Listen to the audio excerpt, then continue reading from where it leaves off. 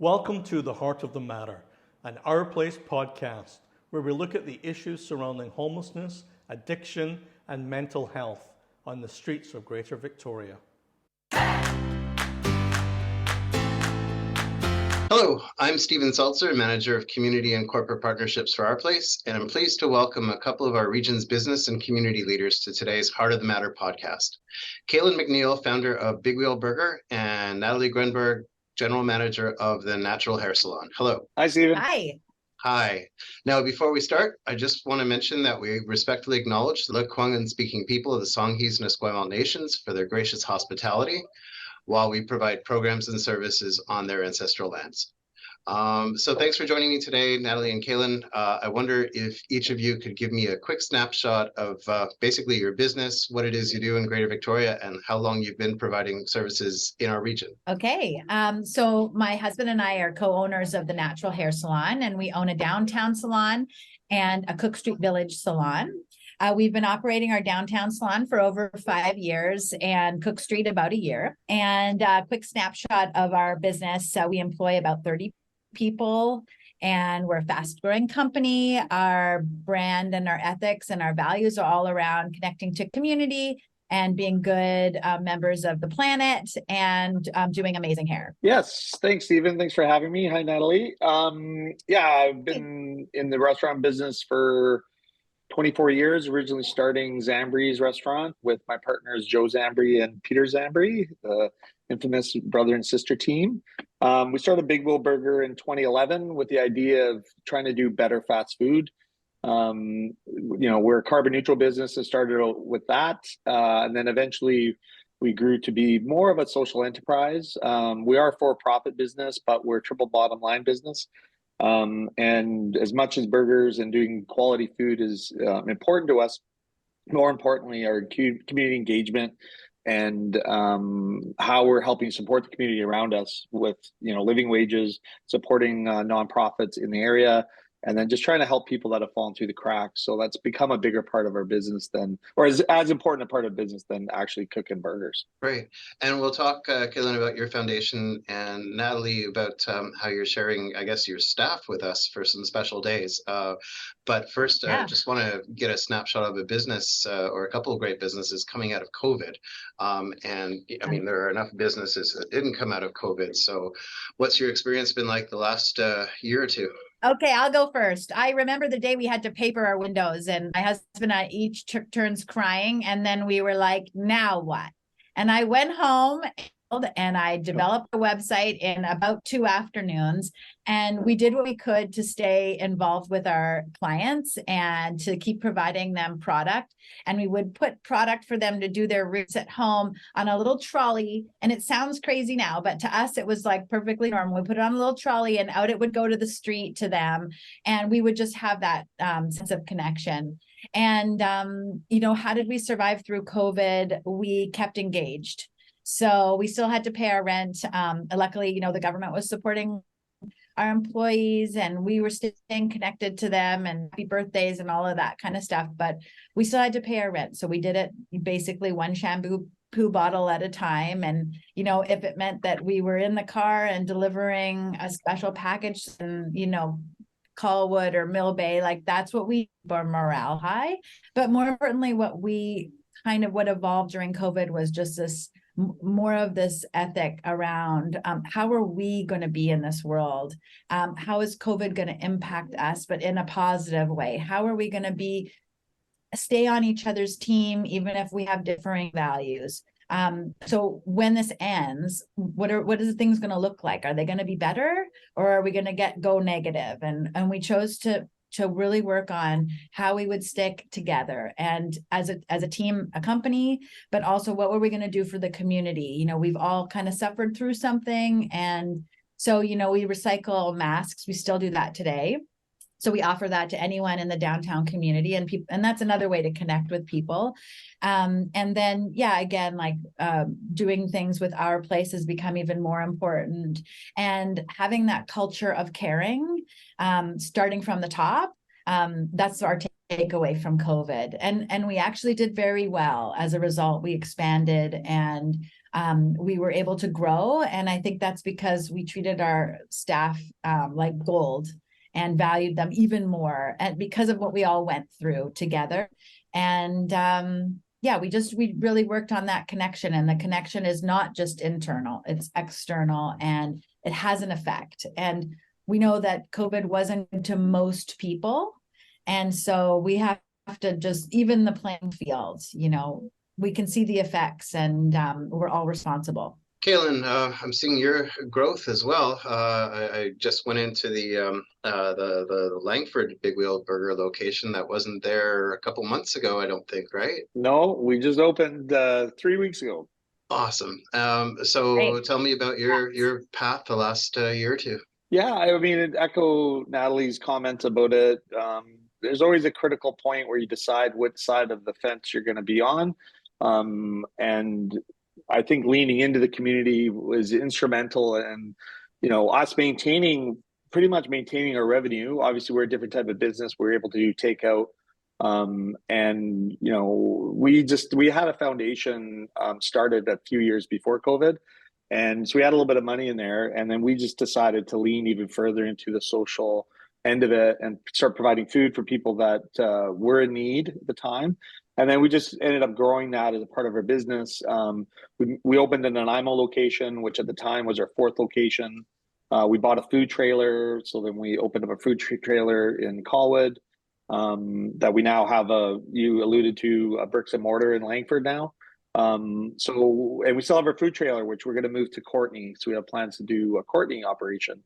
And again, I think, treating your staff well, helping build the community is so important to your values, but your business outcomes as well. And I think, as Natalie's probably discovered that, doing that really helps, not only your marketing, your customer value, and it really aligns with the value, and you're building your customer base around people that want to support those types of initiatives.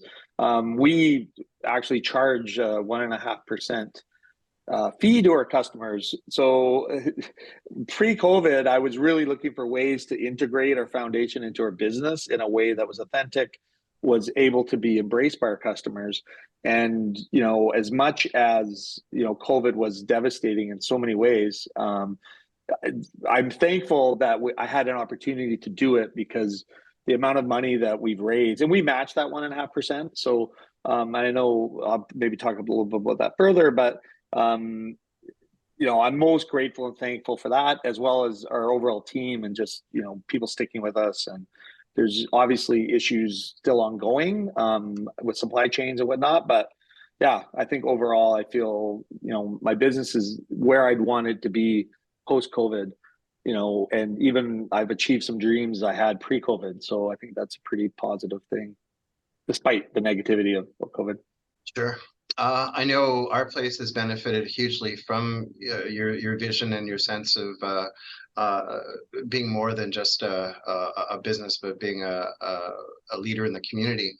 Kaylin, with Big Wheel and with the foundation, you guys supported our Coldest Night of the Year walk, raising money for food security programs. And Natalie, as I alluded to, you're the champion of our Beauty Day and Handsome Day. Those are days where we bring our family members down for a day of pampering, something that they would not otherwise be getting, a sense of, I guess, not just fun on the day, but a sense of hope that there's more days like that to come, that there's experiences that they haven't had that they can look forward to and have a sense of belonging.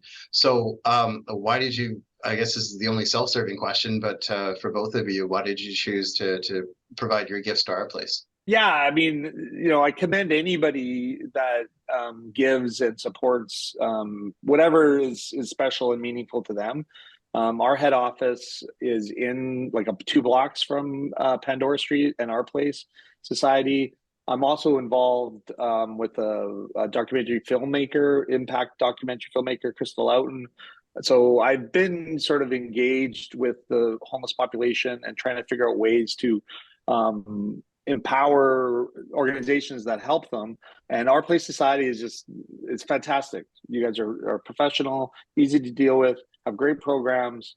are the beacon of hope for people that are living in crisis. And you do it in a way with compassion. And I like watching over the last 3, 4, 6 years, with our work and, your treatment facilities and just all the various. And now I just heard a supportive housing operation that was just started or just went live with 50, I think 8 units in Victoria, and you guys are running that. And I just think that's great. Well, for us as a downtown business, when so many people seem to be turning their backs on the downtown, it was really important to me to find an organization that directly impacted the population and the community that we were part of. And also I have a relationship with you now that we've developed over a few years, and that also helps to sort of cement a connection with an organization that you feel really resonates with you and is doing good work. And I ride my bike down Pandora every day, twice. And, I feel so much empathy and for the people there. And I feel also empathy for the people that are working for our place, and I see them and their smiling faces when I'm dropping things off and I interact with you. And this is a really group of people that doesn't seem burned out at all, right? Like I know you have your moments, I'm sure, but you're doing really good work I couldn't do in the same way. And I do, again, just a really easy organization to work with. An organization that's really serving the most challenging population. Some of the, people that are really in crisis and they're not doing fun things, and you guys are serving them and treating them with dignity and respect. And, that's our small contribution, Beauty Day, and then soon for Handsome Day. You're right. It might seem like just a small experience, but it can plant a seed. It can help people remember what it's like to be human, and I'm sure I think about these people in those tents on those horrible cold days when it's cold for me to walk from my house to my car and they're sleeping there. And I think about them and, to have their nails done and to have a conversation or to have their hair cut and their hair sprayed or braided or whatever. It's that moment of remembering, it's that moment of humanity. And, my staff benefit. And that's the thing. It's a service that we're offering, but my staff thank me. Thanks for setting this up. I had an amazing day. I felt really important to someone. And we remember that we're all vulnerable. Some of us are just in crisis, but we all really need to be needed. And that's important to remember that the people giving get a lot too. It's wonderful. There is some displaced anger out there. People who, walk by, see people at our place and do see the resources that we try to provide to them. And I mean, even your own staff have had challenges. Do you hear that from people sometimes about, why are they getting all these supports? I'm struggling too. It's not just the people that come to our place that are facing challenges. So sometimes we do get a bit of anger from the outside community that A, doesn't know what we're doing, and B, seeing other people being supported, but they themselves are having to struggle. Yeah, I think that's, I personally haven't seen a lot of that. Yeah. We get a lot of emails, with some comments on our foundation and the charity charge or foundation charge that we charge. So I have a lot of opportunity to engage, and by and large, I think the majority of people are supportive. I think you're always going to have an element of a group of people that, may have a different agenda and may be struggling and, a little frustrated that they're not getting support, but we're fortunate to live in a country with some social safety nets. I also think it's important to, support all the charities that actually provide the lifting ability. And I think over time, whether people realize it or not, they are getting some benefit from all of it. And, when we have a safer community, when we support those that are most at risk, I think the whole community benefits from that. So I think, it's just a question of reframing it, in my opinion. People are kind of complaining about, like, look at all the things that they get. I sort of wonder about that. I find it a very interesting point of view. And I haven't, like you, I haven't heard a lot of that, thankfully, because I'm not sure how I'd react. I'd kind of in disbelief. But what I'd want to do is say like, okay, yeah, these people are having a tough time. And what you're telling me is you're also having a tough time. And I would try to listen. And, there's never enough to go around, if I could donate to every charity, and we donate a small amount, and hopefully it will grow and continue to grow. And you're giving me some ideas here about starting a foundation. And I like that. I like connecting with other businesses who are really progressing along the road for community connectedness. And then I want to be like that. And so, yeah, I guess to all the people that are saying like, those people have got it good, I just wonder, because they don't. And they need everything that they get. And we do need to be providing more, actually. And, that's part of my kind of raison d'etre these days, is encouraging other businesses to give what they can. And I know it's tough times, and we've been hit with a lot of extra taxes and whatnot, health tax and all this sort of stuff. And, making sure that our staff get sick pay and all the good things that they get is also something we need to provide for. But I think, you can start small, and that's what we did. And then it can grow to what you're doing at Big Wheel, into a foundation where people are contributing through a charity tax, and you're matching that. I think it's a great idea. And I'm going to start working on that. We do that with Green Circle salons, where we do charge our clients a certain amount to contribute to making sure that all the byproducts from our salon are being disposed of in an ethical way, and even used for something else. So we do that already, but I think it's a great idea. So yeah, I think it's really up to us that we're doing a little or a lot, that we challenge other businesses and give them ideas for how they can get involved. And that's also a way for other business owners to stay away from being jaded, which is unproductive. Maybe take a couple minutes to complain, but now what? So we don't need any more complaints. We need more action. So I think that, yeah, it's great. You just gave me a bunch of ideas, and I'm going to share them with other people. Well, I want to just add to that, because if anybody needs any help doing this, it's very easy. We set up our society, then we applied for a charity status and received it. So I can help and give advice and point it out in the right direction. I think one of the most important things of this is that, we could have just buried that charge in our overall pricing, but it's more important for us to have that conversation, so that, I think it's time to not talk about it. I think it's time that we actually treat these people like humans. And that's part of the dialogue and part of the discussion. And, there's a feel of risk for a business to do that, but having that point of contact and that discussion with our customers is so important, because if we can inspire others to do the same, or even do something, or even when they're passing somebody living in suffering homelessness or living on the street, making eye contact and asking them how they're doing. And, a lot of people that are living in that situation haven't heard their name in a year. And I think, that's about being human. Yeah. So both of you are talking about growth, vital to be able to do more. What are some challenges that you're facing as downtown businesses right now? You mentioned taxes continuing to rise and so on, but what are one or two bigger challenges that you're each facing? I think the tax thing for me is a bit of an issue.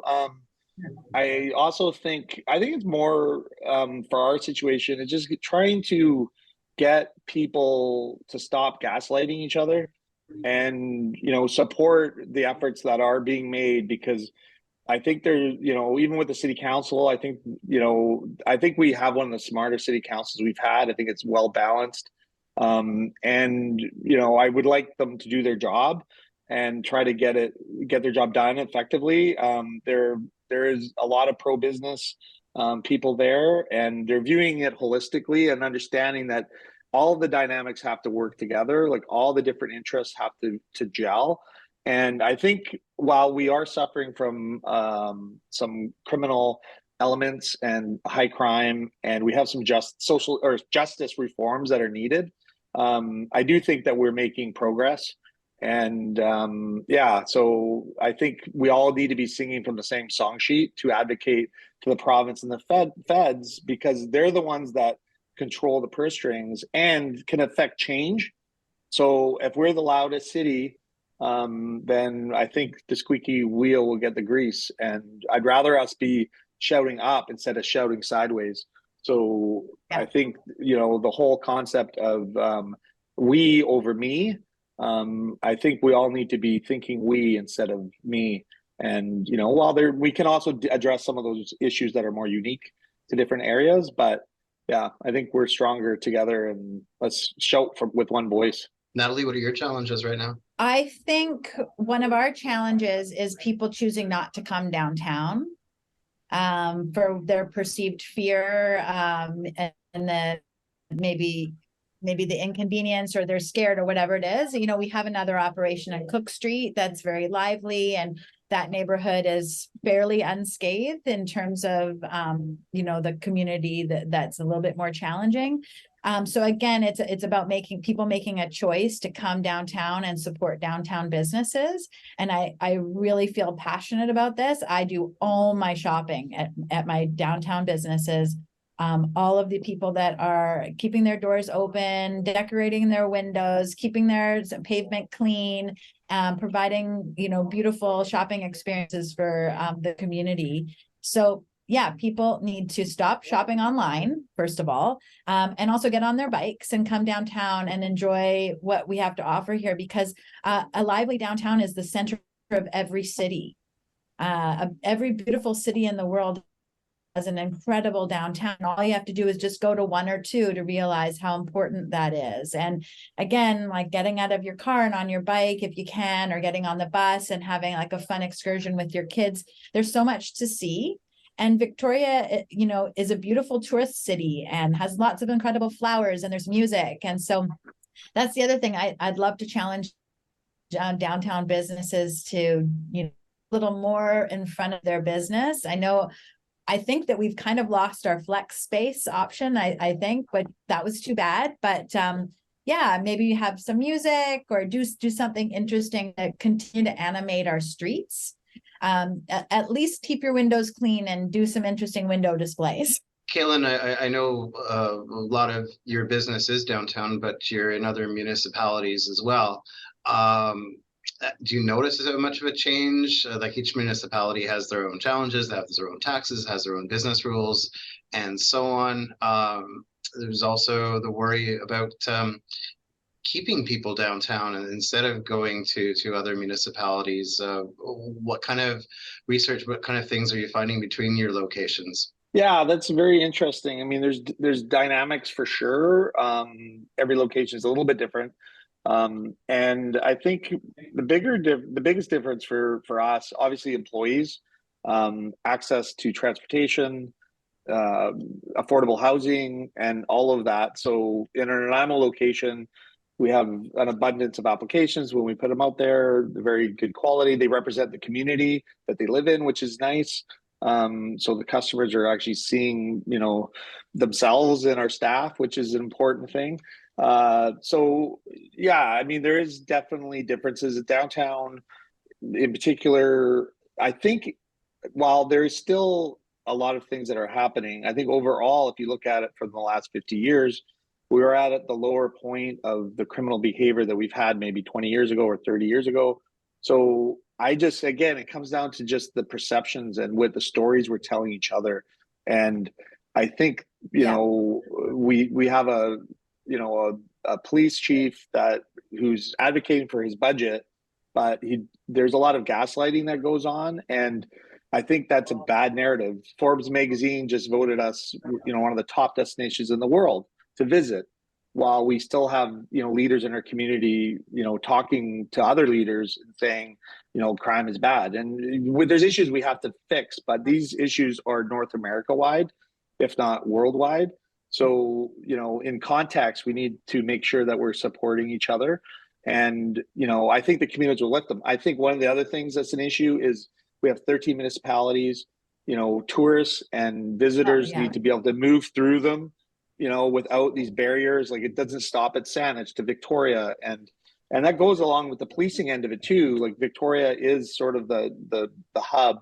So we all need to work together, and we all need to make sure that we're prospering and just carry on that narrative and that discussion. And that's the reality. And if we talk about a different reality, then that will become the reality of the future. So I think, just like Indigenous people carry their stories, we need to listen to that. And we also need to listen to our stories and what the reality is here.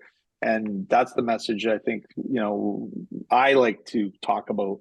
And it's way more, it's positive, and, it's hopeful. And I think that is one thing that we as humans, allows us to go through hard times, is the hope. Now, the last question I'll ask you is about suggestions you might have for your business leaders, but you're also dealing with social service issues as well as part of being in our community. Do you have any suggestions, solutions? Do you have an idea of how we can move forward in a positive way in terms of our whole community, in terms of people we serve, in terms of the people that you customers you serve, and in terms of just a better overall community? I think it all starts within. So, if I can cultivate empathy and open-heartedness for a group of people that, let's face it, isn't always pleasant to deal with, things that are maybe a little scary, that kind of thing, and they're suffering. So if I can start with myself and, be curious and be empathetic, and then spread that to my staff and have discussions that are really real to them, right? Like, how am I going to get to the parking lot? And this is a concern. So how can we safeguard each other and create support so that we can do even the small things in our business to help out, connecting to our place and empowering our place to do all the things that you're trained to do. It's, it's not my expertise, but I can bring, my money and my staff there for a couple of days. I can bring products. I can do what I can. So everyone can do something. And it does start with that desire to be connected and to help out a fellow person in need. Because we're all not that far away from some of these hardships on the street, but it could be other kinds of suffering, and recognizing that we all suffer. And if we could all ease our burdens for each other, it makes us better people. Certainly to show our children, if we have them, that is how we behave. It's not about just taking care of yourself and getting as much as you can. That kind of mindset's not going to get you anywhere anymore. And actually, by giving more, you do get more. But you can do what you can. And it could just be a small thing today, but it could end up being bigger tomorrow. Yeah, I mean, obviously I echo Natalie's comments there. And again, it starts with, it actually starts when you get up and look in the mirror and decide, what your values are, and then communicating those values to your team. And having your team know those values, understand them, and hopefully be aligned. And then they're communicating that to the customers. And it's the small little things, like I said earlier, about, if you see someone on the street saying hello, and, it's not, you can maybe have a discussion, or maybe you just walk by, but you just make eye contact. And I think sharing the stories, again, is important. And if your business aligns with those values, then, you're going to be doing way more for the community. You don't have to give, you don't have to, it's not, I don't sit here and think I'm great because I have a foundation and I do give. I think it's way more valuable to share a positive message. And I think that is the thing that I, would like to see, if there's any lasting legacy from what we do is just, recognize where people are struggling in the community and try to help them. And sometimes help is just a handshake and, a smile, and that's free. It doesn't cost you anything. But the value of that is immense. And, by doing the community, if you can do community support and help our place, I know you guys have great programs with the community, and there's lots of opportunities, both financially, but also with time. It's a really, really valuable lesson for your staff, which they can then go share with others as well. And that's how you build communities and get our community back on track, is just sharing those messages. And and smiling. Well, there's no better place to end this discussion than on, being able to share those qualities out to everyone. So really appreciate you both being on. Thank you so much. And of course, I'll personally look forward to continuing to shop with you guys and all of our, supporting businesses that we should all be knowing that your success means the success of our region. So thank you. Thanks, Stephen. Thanks, Natalie. I learned a lot and enjoyed the conversation. Great. Thank you. You've been listening to the Heart of the Matter podcast. For more information about Our Place and the vital programs and services provided to the Greater Victoria community, please go to www.ourplacesociety.com. Our Place is a registered BC charity. You can donate by visiting the website or by calling 250-940-5060. Help us to bring hope and belonging to those in need.